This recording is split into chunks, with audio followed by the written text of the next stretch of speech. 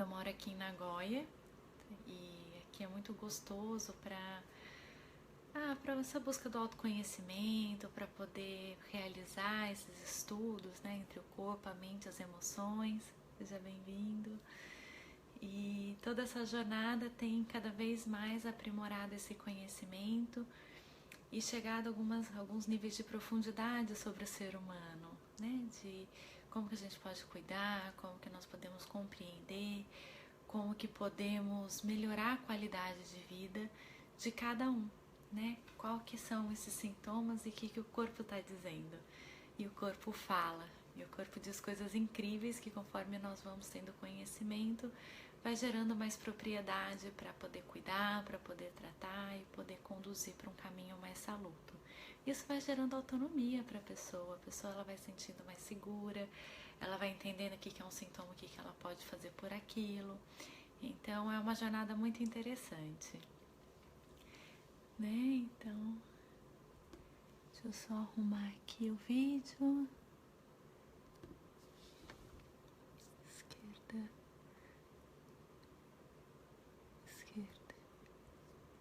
Ah, bacana. Tá bem, então. Agora já organizei aqui, tudo bem? Boa noite, como está? Falando sobre psicossomática.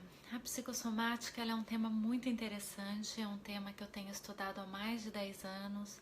Eu comecei com a fisioterapia para estudar.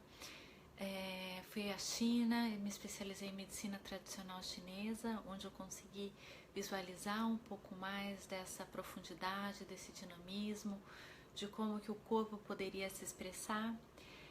Depois que eu voltei da China, eu morei 3 anos lá, trabalhei no hospital chinês, eu fiz uma especialização de cuidados integrativos. Como que eu posso cuidar do ser humano em sua totalidade? Como que eu posso promover recursos para que ele seja cuidado? Como que eu posso identificar o que realmente infere na sua saúde? Porque quando a pessoa ela chega, eu não posso tratar a doença, né? Eu preciso trabalhar com a pessoa. E o que essa pessoa, o que essa saúde está me dizendo? E aí nós começamos a aprofundar na psicossomática. A psicossomática é uma somatização de alguns sintomas, de algumas emoções no nosso corpo. É uma forma do corpo falar, é uma forma dele se expressar e dizer, olha, isso não está bom ou isso é muito bom. Então, conforme nós vamos passando por algumas situações no dia a dia, nós vamos entendendo como que o nosso corpo vai se expressando e o que ele quer dizer. Tudo acontece na nossa mente, então todas as informações que são vividas, experienciadas durante o dia, uma semana, uma vida, elas são recebidas pelos nossos sentidos, pelos nossos órgãos sensoriais e nós interpretamos conforme as nossas experiências. E isso vai se tornando uma memória celular. E essa memória ela vai para o nosso corpo. E essa memória ela se torna um sintoma. Que ela pode ser um sintoma positivo, né? Quando você tem alguns momentos de alegria, que o seu corpo ele expande, ele tem uma reação positiva, né? Você sorri, os seus olhos fecham, o seu corpo ele vibra, ou ele pode ter os sintomas negativos, que é quando ele se recolhe, que é aquele sintoma de luta ou fuga. Então, se eu sinto que alguma situação é desagradável, eu não gosto, ou perante as minhas experiências isso não me faz bem, o meu corpo ele começa a gerar alguns recursos de proteção. E aí que entra a psicossomática, que é quando ele fala, olha, isso não é bom, isso eu não quero, isso me gera um estresse. E esse estresse ou ansiedade é o que causa a doença. Temos vários exemplos que podemos citar. Existem 5 principais pontos que as pessoas que sofrem de ansiedade, elas sentem. Primeira coisa é identificar a ansiedade. Ela é uma ansiedade crônica a longo prazo, né? O que vocês acham? Qual que é a sua experiência com a ansiedade? Porque a ansiedade, quando ela é crônica a longo prazo, você foi se comportando de forma ansiosa até isso se tornar um comportamento e até o seu corpo realizar isso de forma automática. Então, às vezes, apenas um start, um insight, alguma coisa que você tem, já pode ser um gatilho para um comportamento ansioso. ou você pode estar ansioso, que é quando é uma síndrome aguda. Então, por exemplo, eu estou num projeto, eu estou preocupado, eu estou passando por alguma situação e eu fico ansioso para poder gerar um resultado, para poder chegar até o final, para poder concluir essa etapa. Então, a ansiedade a gente já consegue separar inicialmente, que lógico que dentro disso tem uma série de situações, mas essas duas etapas, é importante você se identificar. Hoje, como que você sente a sua ansiedade? Você sente uma ansiedade pontual, tipo, hoje eu estou ansioso, hoje eu estou com insônia, hoje eu tenho uma dificuldade de passar o meu dia, ou a minha ansiedade já está instalada, ou seja, eu me comporto ansiosamente, eu me sinto ansioso no meu dia a dia. Como que você se sente? Porque a ansiedade é uma questão de autocobrança, do ter que fazer, ter que realizar, como que vai fazer. E conforme você vai fazendo isso em grande escala no seu dia a dia, é como se você sempre estivesse em crédito, em débito. Então assim, eu sempre estou atrasado, eu sempre estou devendo, eu sempre, tenho algo para fazer, eu faço por mim, pela minha família, pelo meu trabalho, pela minha rotina. E aí esse ter que fazer incessante na mente, ela não para. E isso gera hormônios no nosso corpo. Libera adrenalina, que inicialmente ela gera uma atividade, mas a longo prazo ela gera cortisol, que é onde gera as doenças, o cansaço, a fadiga e os sintomas. E aí os nossos sintomas vêm em diversos graus. Dentro da ansiedade nós temos alguns principais. A primeira, que é a cardíaca, então quando aquela pessoa ela sente aquele aperto no coração. Eu trabalhei com um cardiologista, já comentei algumas vezes com vocês, e muitas das vezes que a pessoa sente o coração apertado, muitas das vezes não tem uma clínica de diagnóstico, mas ela sente o coração apertado. E o que significa na psicossomática isso? Significa medo, angústia, dificuldade de lidar com alguma situação, a vontade de mudar e não poder mudar, expectativa, cobrança. Então você vai tendo todas essas sensações, o seu coração vai sentindo exprimido, assim, sentir uma angina de ir para o hospital. Aí você faz aquela bateria de exame e não tem nada. Mas por quê? Porque foi uma pressão tão grande, foi uma descarga elétrica, porque o nosso corpo ele é um órgão elétrico, tão forte que ele começou a se contrair. E aí você não consegue respirar, você não consegue sentir, você não consegue dizer não e você se sente invadido. Então, para o cardíaco, para sensações cardíacas de angina, de pressão, a melhor questão é buscar aonde você está sendo invadido, até onde você está cedendo e não está conseguindo dizer não e você está se sobrecarregando. Faz sentido? Esse primeiro passo é o mais importante. Enquanto você não conseguir se posicionar, não conseguir falar o seu não, enquanto você não conseguir se organizar no que você realmente quer, vai ficar difícil de você retornar a esse padrão mais saluto. Então, busque entender em que situações você sente o seu coração dessa forma e como que você pode dizer o seu não, pode buscar o seu espaço, pode falar o que você precisa, consiga se posicionar. Se posicionar para angina cardíaca é muito importante. É falar, olha, eu quero, eu sou e é isso que é importante para mim. Diga às pessoas o que é importante para você. Tá bem? A segunda é a respiração. A respiração é vida, então respirar é um ato de vida. E quando tem um nível muito grande de ansiedade, de estresse, a respiração ela diminui. Porque ela é como se a pessoa precisasse agir instantaneamente. Então diminui o débito respiratório e o sangue vai para as partes paralelas. Então vai para braços e para pernas. E aí a pessoa sente aquela falta de ar, aquela falta de ar. E aí, o que significa falta de ar? A respiração não é viver? Então, em algum momento você está negando algo para você. Em algum momento você está realizando uma atividade que você não está sendo coerente. Em algum momento você está se sentindo sobrecarregado. Então tem tantas coisas que você não consegue fazer nada. E aí você se paralisa. E aí vem o débito respiratório. Faz sentido? Como que vocês... Quais são as dúvidas de vocês? Vocês podem colocar algumas dúvidas, alguns sintomas que a gente pode conversar. Hoje falarei das 4 principais dentro da síndrome da ansiedade e que eu acho que é extremamente importante para você se conhecer e para você ter esse autocuidado, tá bem? Já falamos de 2. A primeira é da angina, então aquela dor no coração, aquela dor, aquela pressão, que nada mais é do que uma dificuldade de se posicionar, de falar o que você quer, de você se expressar, de você colocar o seu limite pessoal.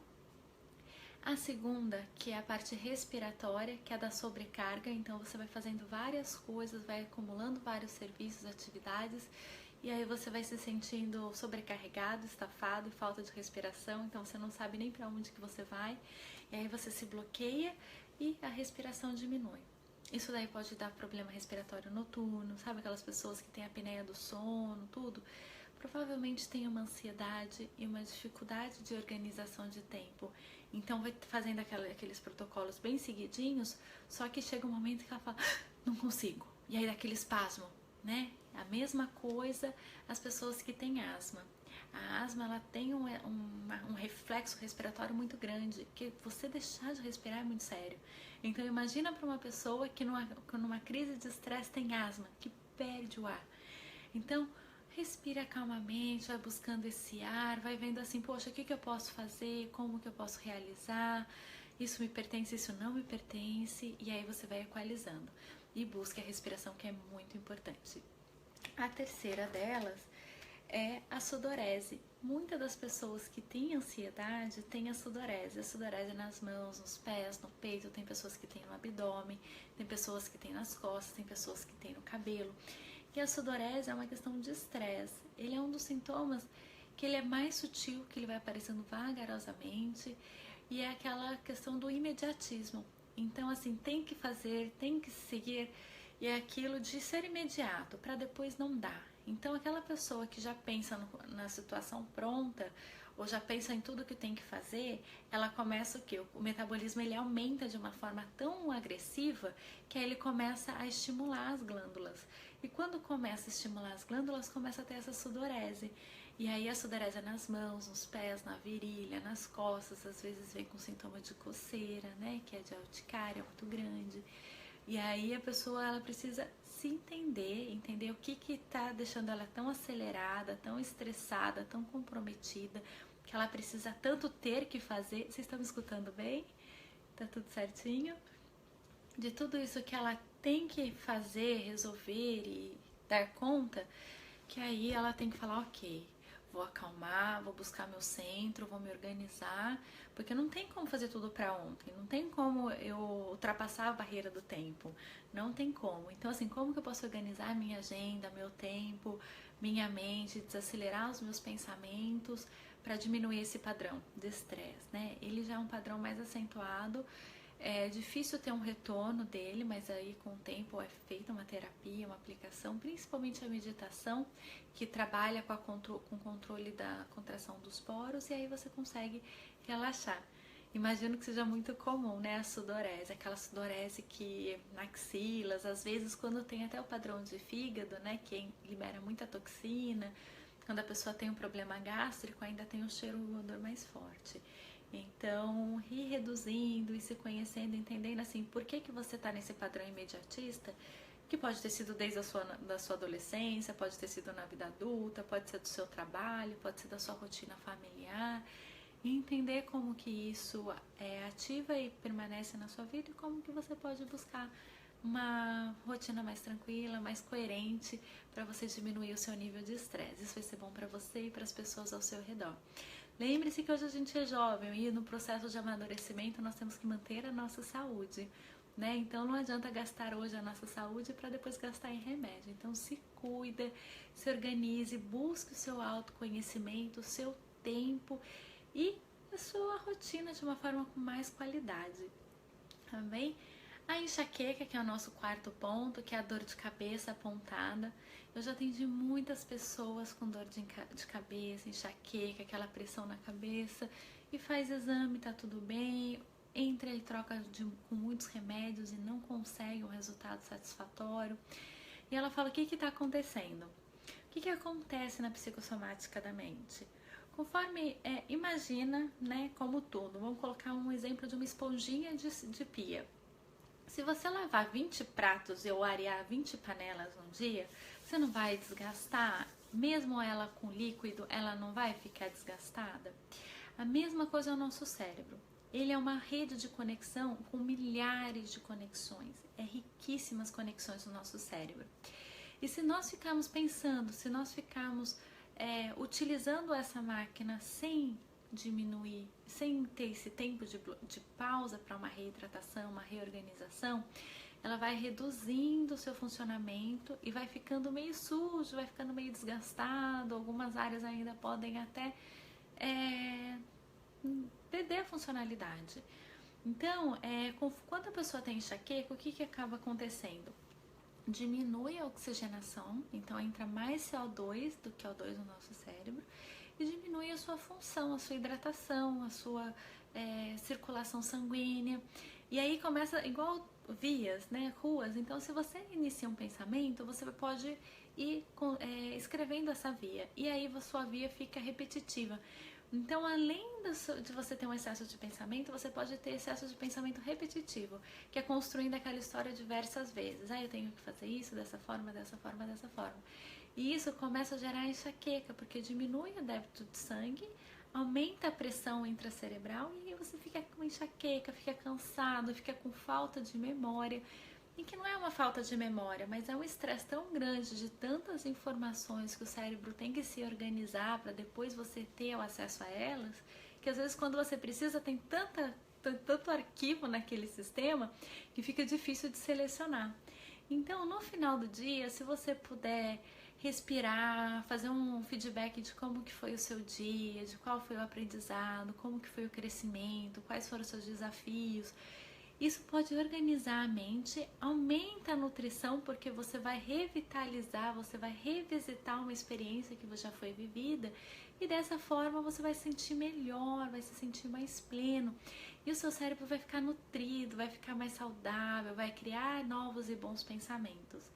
Então, a enxaqueca, ela trabalha com excesso de pensamento, assim, aquele pensamento incessante, porque quando a gente termina o trabalho, ir para casa, ok, mas a máquina mental, ela continua funcionando.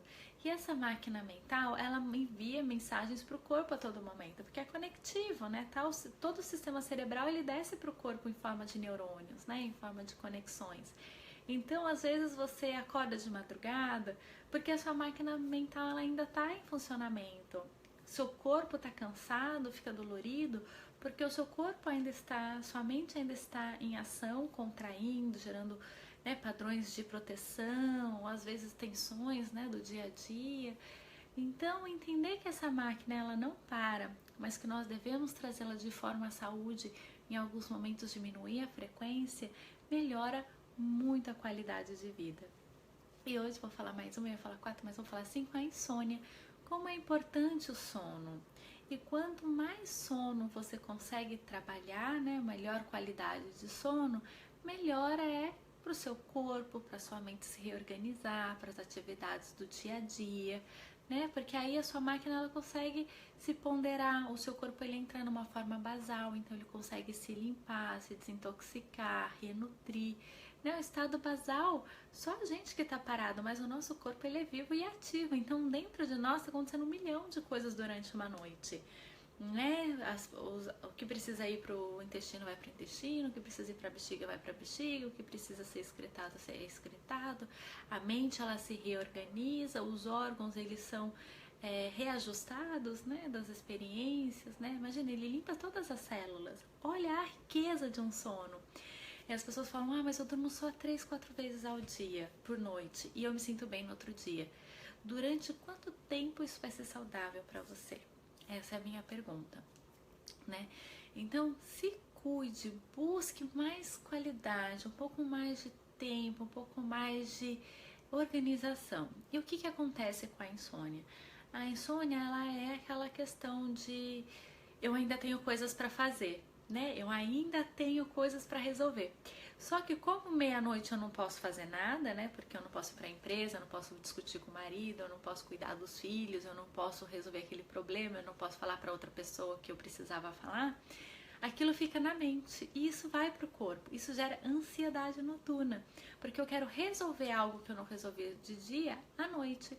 E 3 horas da manhã, pela medicina tradicional chinesa, é o horário do fígado, que é a hora dos insights, das ideias, de resolver, de tudo. E aí você fala, meu Deus do céu, o que eu vou fazer que eu tô com insônia 3 horas da manhã e eu tenho que dormir, né? Então aí você fala, poxa, que eu preciso fazer amanhã? E aí você anota o que você precisa fazer, como que vai ser a melhor forma de você fazer, de como que você vai organizar isso na sua rotina. E aí você vai se reorganizando e aí vai diminuindo o seu estresse. Quando você escreve, o que que acontece? Toda aquela adrenalina da ação que estava sendo liberada no seu organismo para você agir, para você correr, para você realizar aquela atitude, ela vai diminuindo. E aí o que que torna? A absorção da serotonina e da endorfina. E o seu corpo fala, ok, você está se organizando, a sua mente começa a criar um caminho de realização, e aí ela começa a diminuir o fator de estresse, e aí o seu corpo começa a melhorar. Então, isso é muito positivo, né? Quando você faz essa construção e quando você entra na respiração, porque a respiração ela vai gerando esse movimento, vai gerando um ritmo, vai acalmando. E os benefícios do sono são vários. Então, dentro desses 5 principais pontos, né? Da angina, da respiração, da enxaqueca, da insônia, né? Dentro desses processos que você acaba passando e da sudorese, né? Dentro desses 5 padrões iniciais que acabam se sendo vividos, quanto mais você puder se cuidar, melhor é a qualidade deles. A respiração, ela é um ponto muito importante, isso é um recurso que você pode utilizar no seu dia a dia. Então, inspirar profundamente, respirar, inspirar profundamente, respirar. Eu gosto muito da expiração pela boca, porque geralmente quando as pessoas não falam o que precisam ou engolem muitos sapinhos, fica aquela sensação de bolinha de gato, né? Aquele negocinho que você pode fazer o exame que for e não tem nada, mas a garganta tá fechada, parece que tem um pelo de gato assim no pescoço. E quando você respira pela boca, você consegue aumentar esse fluxo verbal, né, laríngeo, e você consegue fazer uma massagem. Então respire durante 1 minuto, ó, inspire como se fosse um ó. E você faz isso, inspira pelo nariz, expira durante 1 minuto, que aí o seu centro respiratório, o seu ciclo de movimento, a sua absorção de nutrientes, a sua massagem visceral vai ser feita. E também você abre e limpa os canais verbais, né? Os canais vocais. A segunda atividade que eu gosto muito e é o objetivo aqui do Japão é o Mindfulness, que é o meditar. Então, buscar desapegar dos pensamentos, né, do Mindstorm, né, daquele monte de pensamento. Então, começou a vir esse monte de pensamento, começa a prestar atenção no seu corpo, começa a buscar pensamentos positivos, ver o que você já fez, o que pode ser feito e começa a construir padrões positivos mentais, momentos de relaxamento, né? Tomando um banho, faça uma automassagem no seu corpo, busque esse relaxamento para você, que é muito importante. Exercícios físicos que são muito bons. Com o exercício físico, o nosso corpo, né, a nossa forma de expressão, a nossa forma de comunicação, o nosso cartão de visita. Quando você faz exercício físico, você movimenta esse corpo vital. E aí isso te gera bem-estar, isso te gera essa qualidade maior de saúde, tá bem? E o último é faça um planejamento. O planejamento ele não é só no trabalho, é importante fazer um planejamento de vida. Que no trabalho é fácil, né? Já tem toda a equipe, já tem o planejamento, já tem lá todo o schedule, mas e na sua vida? Como que você vive a sua vida? Faz um planejamento semanal do que você gostaria de fazer e depois uma recapitulação diária do que pode ser feito, do tempo que você tem, o ajuste diário. E conclua com as coisas positivas que você fez, que você deu conta, e o que você pode fazer agora, e o que você pode fazer amanhã. E você juntando esses 4 padrões, o que você tem? Qualidade de vida. Você vai estar respirando, que respirar é viver, você vai estar meditando, que é trazendo qualidade para a sua mente, diminuindo a sua ansiedade, o seu estresse, vai estar trabalhando o seu exercício físico, que é a sua fábrica, o seu movimento, a sua vida, e também vai estar realizando um planejamento da sua rotina, da sua semana, em maior e menor escala, onde você pode entender o que você está conseguindo, tendo mais facilidade, maior dificuldade, o que você pode fazer para melhorar o seu tempo, o seu espaço e a sua saúde. Né? A psicossomática é isso, é entender esse corpo habitado e o que ele traz como recurso, como ele traz como comunicação. Na próxima semana, no próximo encontro, eu falarei sobre outros sintomas da psicossomática e como você, através do seu autoconhecimento, pode buscar uma melhor qualidade de vida. Perceba, né? Perceba o que você tem, o que você tem sentido, em que momentos que você tem sentido, porque nada é por acaso. Sempre tem paciente que fala, hoje eu acordei com angina. Falei, tudo bem, vamos buscar essa história lá atrás, porque não é de agora, né? Talvez seja de 3, 4 anos atrás que formou esse padrão e está se expressando agora. Talvez foi um padrão de agora, às vezes é um padrão de adolescência que está se expressando no corpo agora. Mas da onde que veio? Sempre vem de algum lugar. Nada se cria, tudo se transforma. Então alguma coisa foi transformada para ser um sintoma. E é importante você se escutar, se entender, se acolher e se amar em sua totalidade, em sua plenitude. Eu sou Mayra Cordeiro, fico muito feliz de poder passar essa noite de domingo, essa manhã de segunda com vocês. Um beijo grande aqui do Japão, uma noite excelente, respira fundo, busca a sua força, suas qualidades, o seu eu, as suas virtudes. Na medicina chinesa nós trabalhamos com pessoas incríveis, porque cada um tem sua virtude individual. E valorizar esse ser humano único que está aqui para fazer o seu melhor nesse planeta Terra é o que faz a diferença na vida de cada um. Beijo grande, muita gratidão, até o próximo encontro.